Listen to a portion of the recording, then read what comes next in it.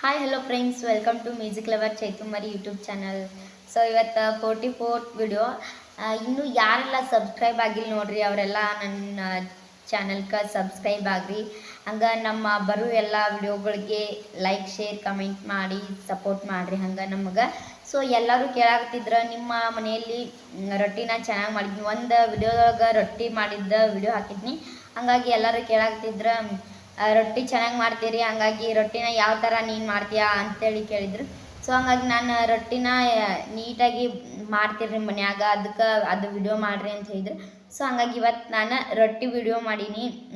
ನೋಡಿರಿ, ಪೂರಾ ವಿಡಿಯೋನ ನೋಡಿ ನಮ್ಗೆ ಚೆನ್ನಾಗಿದ್ರೆ ಚೆನ್ನಾಗೈತೆ ಅಂತ ಹೇಳಿ ಸಪೋರ್ಟ್.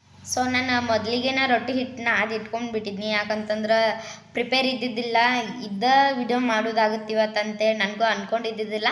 ಸೊ ಹಾಗಾಗಿ ನೋಡಿರಿ, ನಾನು ಹಂಗೆ ಹಿಟ್ಟನ್ನ ಇಟ್ಕೊಂಡ್ಬಿಟ್ಟೀನಿ. ಸೊ ಒಂದೇ ರೊಟ್ಟಿದ್ದು ವಿಡಿಯೋನ ತೋರ್ಸಕ್ಕೆ ಟ್ರೈ ಮಾಡ್ತೀನಿ ಯಾವ ಥರ ಮಾಡಬೇಕು ಅಂಥೇಳಿ.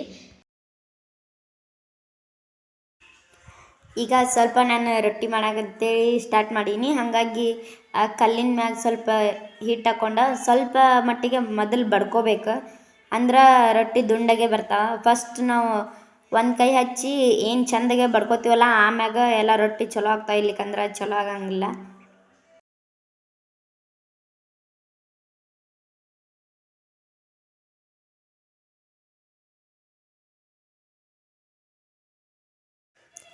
ನಾವು ಲತ್ತಿಗುನಿಯಿಂದ ಮುಂದಕ್ಕೆ ಲಟ್ಸೋದ್ರಿಂದ ರೊಟ್ಟಿ ಒಂದು ಸ್ವಲ್ಪ ಗ್ರಿಪ್ ಸಿಗಂಗಿಲ್ಲ, ಅಂದ್ರೆ ಅದು ಸಣ್ಣ ದೊಡ್ಡ ಹೆಂಗಾರ ಆಗಿಬಿಡ್ತಾವೆ ರೊಟ್ಟಿ. ಸೊ ಹಿಂಗೆ ನಾವು ಲತ್ತಿಗುನಿಯಿಂದ ಹಿಂದಕ್ಕೆ ಜಕ್ಕೋಬೇಕು. ನಾವು ರೊಟ್ಟಿ ತೀಡುವಲ್ಲಿ ಹಿಂದಕ್ಕೆ ಜಕ್ಕೊಂಡ್ರೆ ಒಂದು ಗ್ರಿಪ್ ಸಿಗ್ತೈತಿ.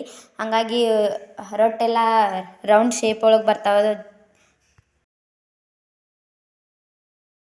ಸೊ ಮಿಡ್ಲಲ್ಲಿ ಸ್ವಲ್ಪ ದಿಪ್ಪಿದ್ರೆ ಒಂದು ಸ್ವಲ್ಪ ಹಿಂಗೆ ಹೊಟ್ಟು ಬಿದ್ದು ರೊಟ್ಟಿ ಅಂತಾರಲ್ಲ, ಆ ಥರ ಆಗ್ತಾವೆ. ಇಲ್ಲ ಮೆತ್ತಗೆ ಆಗ್ತಿರ್ತಾವೆ, ಇಲ್ಲ ಅಂದ್ರೆ ಮೆತ್ತಗೆ ಆಗೋದಿಲ್ಲ. ಆ್ಯಕ್ಚುಲಿ ಹೇಳ್ಬೇಕಂದ್ರೆ ತೀಡು ಮಾಡಿದ ರೊಟ್ಟಿ ಅಂದ್ರೆ ಒಂದು ಸ್ವಲ್ಪ ಮೆತ್ತಗೆ ಇರೋದೇ ಕಮ್ಮಿ, ಬಡದು ಮಾಡಿದ ಥರ ಆಗೋದಿಲ್ಲ ರೊಟ್ಟಿ ಅಂದರೆ ಇವು ತೀಡಿದ್ದು.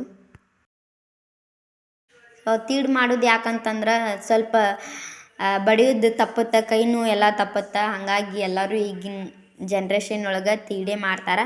ಸೊ ಮತ್ತು ಹಂಗೆ ಎಷ್ಟು ಬೇಕು ನೋಡು ಅಷ್ಟು ತೆಳುವಾಗಿ ಸಕ್ಕರೆ ತೀಡ್ಕೋಬೋದು ನಾವು.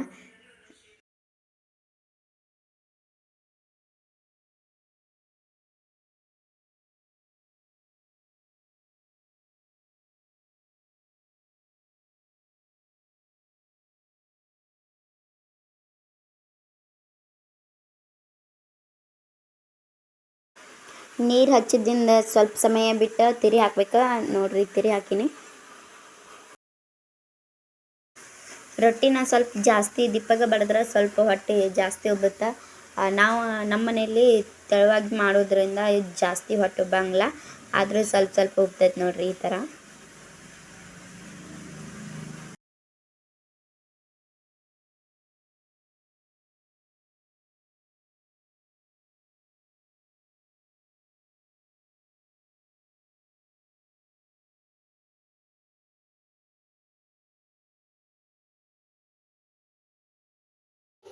ಸೊ ರೊಟ್ಟಿ ಮಾಡಿದ್ದರಿಂದ ಅದನ್ನು ನೀಟಾಗಿ ಒಂದು ಹಾಳೆ ಒಳಗೆ ಹಾಕಿ ಮಡಿಚಿಡ್ಬೇಕು, ಅಂದ್ರೆ ಯಾವಾಗಲೂ ರೊಟ್ಟಿ ಮೆತ್ತಗನೇ ಇರ್ತಾವೆ. ಸೊ ನೀವು ಹಂಗೆ ಮಾಡಿರಿ, ಅದು ಟೆಕ್ನಿಕ್ನ ಫಾಲೋ ಮಾಡಿರಿ ಅಂತ ಹೇಳಕ್ಕೆ ಇಷ್ಟಪಡ್ತೀನಿ ನಾನಂತರೂ.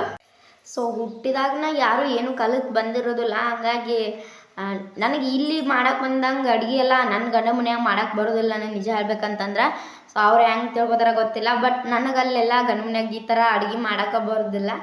ಹಂಗೆ ರೊಟ್ಟಿ ಸಕ್ರೆ ಹಂಗೆ ಇಲ್ಲಿ ಥರ ಅಲ್ಲಿ ಮಾಡಂಗಿಲ್ಲ, ಎಲ್ಲ ದಪ್ಪ ದಪ್ಪನೂ ಬಡ್ದು ಬಿಡ್ತಾರೆ. ನಮ್ಮ ಕಡೆ ರೊಟ್ಟಿ ಥರ ಆ ಕಡೆ ರೊಟ್ಟಿ ಇರೋದಿಲ್ಲ.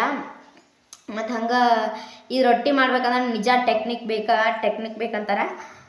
ಹೆಂಗಂತಂದ್ರೆ ಟೆಕ್ನಿಕ್ ಅಂತಂದ್ರೆ ಇದನ್ನು ತೀಡ್ಬೇಕಂದ್ರೆ ಹಿಟ್ಟೆಲ್ಲ ಗಟ್ಟಿಯಾಗಿ ನಾದ್ಕೋಬೇಕು. ಮತ್ತು ಹಂಗೆ ಸ್ವಲ್ಪ ಪುರಿನ ಮೀಡಿಯಮ್ ಸೈಜ್ ಇಟ್ಕೊಂಡು ಬೇಯಿಸ್ಬೇಕು, ಮತ್ತು ಜಲ್ದಿನ ತಿರಿ ಒಗಿಬೇಕು. ಸೊ ಇದಕ್ಕೂ ಸಾಕಷ್ಟು ಟೆಕ್ನಿಕ್ ಅದಾವ. ನಿಜ ನನಗೆ ಟೆಕ್ನಿಕ್ ಅಂದ್ರೆ ನಗು ಬರ್ತೈತಿ.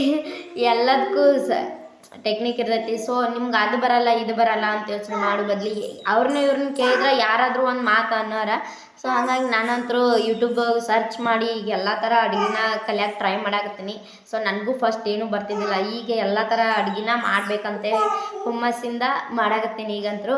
ಸೊ ಇಷ್ಟೊತ್ತನ ನಮ್ಮ ವಿಡಿಯೋ ನಿಮ್ಗೆ ಇಷ್ಟ ಆಗಿದ್ರೆ ಲೈಕ್ ಮಾಡಿರಿ, ಶೇರ್ ಮಾಡಿರಿ, ಕಮೆಂಟ್ ಮಾಡಿರಿ, ಹಂಗೆ ಸಬ್ಸ್ಕ್ರೈಬ್ ಮಾಡಿ ಸಪೋರ್ಟ್ ಮಾಡಿರಿ. Thank you so much friends. Thank you.